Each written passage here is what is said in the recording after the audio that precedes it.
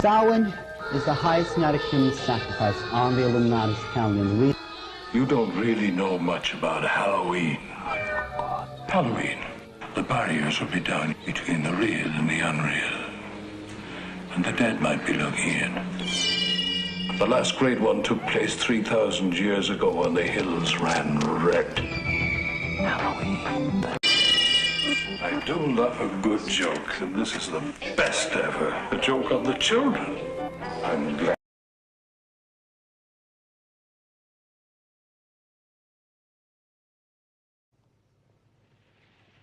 What's this? It's gibberish. No. It's a Celtic word. Samhain. It means the Lord of the Dead. The end of summer. The festival of Samhain. October 31st. Today we're diving deep into the ancient roots of a festival that many of us know as Halloween. But did you know its origins trace back to the Celtic festival of Samhain? Let's unravel the mysteries together. The tradition dates back over 2,000 years to the Celts who resided in what is now Ireland, the UK, and northern France. For them, November 1st wasn't just another day. It marked the end of summer, the harvest, and the onset of a cold, dark winter, a season often linked with human mortality. The Celts believed that the boundary between the living and the dead blurred on the eve of their new year, October 31st. This was the night of Samhain, a time when ghosts were believed to return to Earth. But it wasn't all spooky. The presence of these spirits was thought to empower the Druids, or Celtic priests, to predict the future, a crucial comfort during the bleak winter months. And how did they commemorate this event? With grandeur. Druids would construct massive sacred bonfires where people congregated to burn crops and animals as offerings to the Celtic gods. And here's a fun fact. The Celts would don costumes made of animal heads and skins, attempting to foretell each other's futures, while other tales say that the Irish people would dress their children up as demons as to disguise them from the dead roaming the earth, thus protecting them for another year. Sounds a bit like the origins of our modern-day Halloween costumes, perhaps? But how did this ancient festival evolve into today's Halloween? By 43 AD, the Romans had conquered most of the Celtic territory. Over the next 4 centuries, they merged 2 of their own festivals with Samhain. One was Halalyam, a day to remember the dead. The other honored Pomona, the goddess of fruit and trees. Ever wondered why we bob for apples on Halloween? Well, Pomona's symbol is the apple. From ancient Celtic rituals to Roman festivals, the evolution of Samhain has given us the rich tapestry of traditions we associate with Halloween today.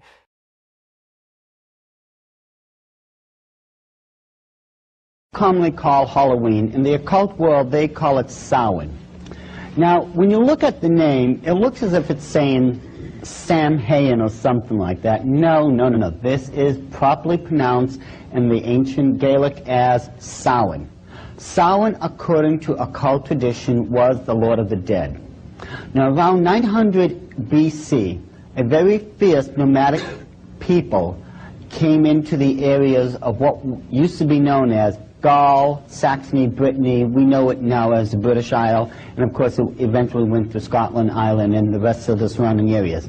These people were known as the Celts. Now, the Celtic people, they were so fierce and so barbaric that twice they held off the famous Roman legion and extracted heavy tribute from Rome itself. They literally held all power from 900 BC to approximately 900 AD in that area. The Celtic Lord of the Dead, Samhain, is just another name, Samhain, for Nimrod. You study all the myths, all the occult myths of Samhain. He is also a stag god. Has horns just like the stag god of the occult world that is so constant. But this particular time of the year, October 29th through the 31st, those 3 days constitute what's known as Samhain. Everyone thinks Halloween is just a one-night thing, October 31st, but it is not. See, in the occult world, this is a 3-day fire festival. It lasts from the 29th through the 31st. During the time when the Druid priest held power in Great Britain, Now, the Druids held all power. You couldn't get married without their permission. You couldn't hold any type of official title in the clan without their permission. You couldn't even attend any of their religious ceremonies without their permission. They literally held power over all life and death, and you're really going to find out how in this example. During the nights of Samhain, the Druids would gather at these giant megalithic stone circles. One of the most common known stone circle is, of course, Stonehenge. Just about everyone has seen Stonehenge at one time or another, be it in picture or if they were actually there. Now, Stonehenge, as I said, it's a megalithic crop circle. Megalithic crop circle, that's the UFOs. Wrong subject. But we could always get there. This is a megalithic stone circle. It served three specific functions. First of all, it was a temple complex. Second of all, it served as an astrological observatory. Third, it served as a place of human sacrifice. Archaeologists have already unearthed, underneath Stonehenge, over 4,000 human skeletal remains. And that's just Stonehenge. There are hundreds of these throughout the British Isles. This one, believe it or not, is small compared to some of the others. The one in Aylesbury is over a mile in circumference. This is just a small one. And there's over 4,000 dead human sacrifices underneath it. You multiply that by X amount of hundreds of these stone circles, and I think you'll understand what the Druids were all about and why they were so greatly feared by the common folk. During the time of Samhain, the Druids, in this example, they would meet at Stonehenge. They had a giant cauldron, a black pot, that they would fill with what you would best understand as an apple cider-like substance. They would light the pot, and then all the Druid priests would go out throughout the countryside. They would go to various mansions, to castles, to people of nobility such as the earls, marquises, dukes, what have you. They would walk up to the front door of these places, and you want to know what they would yell out? Trick or treat, exactly. Now see, trick or treat is a two-part expression that literally sent waves and waves and waves of panic throughout the people who ever heard it. You see, if the Lord of the Manor cooperated with the Druids, he would take one of his own servants or one of his own household members, someone of his own family, and pass them over to the Druids to be used as a human sacrifice offering that night. The Druids would leave you a treat for your cooperation. They would take a pumpkin that was previously hollowed out and filled with human fat. They would leave it on the front door step and light it. This served as a water protection from all the demonic forces that would be unleashed that night. Now this is where we get into the trick. If you did not cooperate with the Druids, they would take blood from a dead body that they had actually been dragging around and paint the six-pointed star with the circle around it. This is known as a hexagram, from the Latin hexere for six. This is the foulest, the most evil of all the symbols in the occult world. I don't care what anyone else tells you. You need that symbol if you're going to summon a demon to this plane of existence. The Druids would paint that in human blood on the people's front door. Someone would die between those nights because of the demonic forces that were summoned. 4 or 5 hours later, the Druids would all return, in this example, as I stated, back to Stonehenge. Once they got back to Stonehenge, they would take these people and put them in these cages. One particular cage is of great interest. They would take those wicker reeds. Remember how we had talked about those before, how the Easter egg landed in wicker? And it's a very, very durable material. what the Druids would do a week before Samhain began, they would send the Celtic warriors out throughout the countryside where they would gather up thousands of these wicker reeds. Once they brought them back, they formed a giant wicker man. The wicker man looked something similar to this.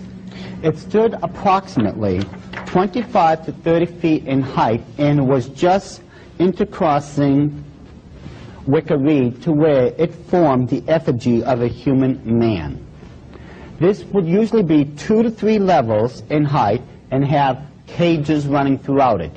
The Druids, once they brought back all the human sacrifice offerings from trick-or-treating, they would throw them into those cages and tie them. Now, if by some chance they ran out of space in the wicker man, they had these regular square cages made out of wicker that they had set aside just in case. Now, this is where the Druids now would have their version of fun. They would take approximately 12 prisoners, 12 people now who were going to be used as human sacrifice offerings, and line them up in a single row in front of that cauldron. They would take an apple, throw it into the cauldron, and say, if you can take that in between your teeth on the first try, you will be set free immediately. Who would do that? Raise your hand. Who would try to grab that apple in between their teeth so that they could be set free? Who would do it? Raise your hand, please. There's only one problem, though. That cauldron has been boiling away for 4 to 5 hours now. The boiling temperature of liquid is 212 degrees Fahrenheit. Now, who would do it? No volunteers? You? You know you'd be the only one then who would have a chance of living. You see, if you didn't try for it, you were going to end up as a human sacrifice offering anyways. This was your only way out. Every single person there did take the chance, except with dire consequences, let's face it. After they plunged their heads into that boiling liquid, their faces, their neck, and I don't even know how much of their chest and back, literally was just melting to where they would be permanently disfigured and unrecognizable. Many of them went blind because of the 212-degree liquid that was burning their eye sockets away. Many end up as partially or permanently deaf because of the damage that was done to their ear canal and the damage that was done to their speech and to their respiratory system because all that liquid was funneling down their throats while they were trying to grab that apple. And yes, this is where you've got that cute little game, bobbing for apples. Now, if you did grab that apple on the first try in between your teeth, they held to their promise. They let you go. Some life afterwards. But if you didn't do it, they would throw you on the ground and behead you right there on the spot.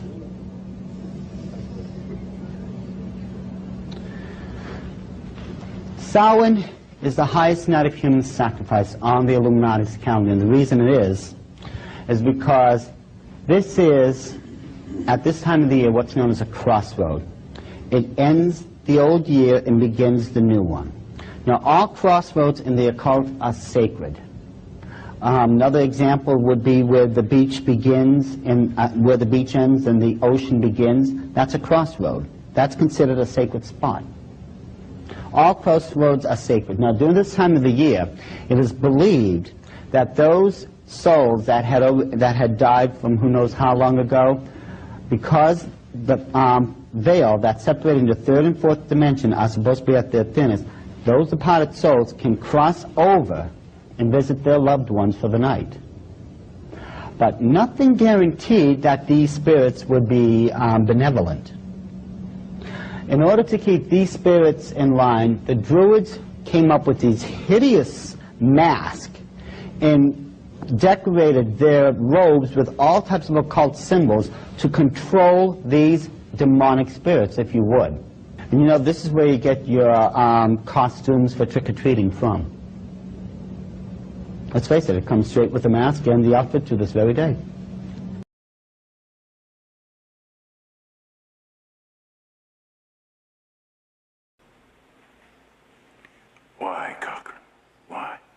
need a reason? Mr. Kupfer was right, you know. I do love a good joke, and this is the best ever, a joke on the children. But there's a better reason. You don't really know much about Halloween. You thought no further than the strange custom of having your children wear masks and go out begging for candy. It was the start of the year in our old Celtic lands, and we'd be waiting in our houses of wattles and clay. The barriers would be down, you see, between the real and the unreal. And the dead might be looking in to sit by our fires of turf. Halloween. The festival of Samhain. The last great one took place 3,000 years ago, and the hills ran red with the blood of animals and children. Sacrifices. Part of our world. Our craft. Witchcraft. To us, it was a way of controlling our environment. It's not so different now. It's time again. In the end, we don't decide these things, you know. The planets do.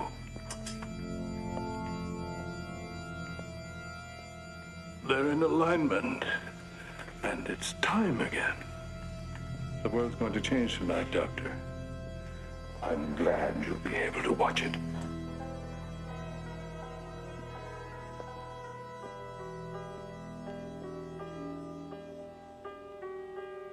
And happy Halloween.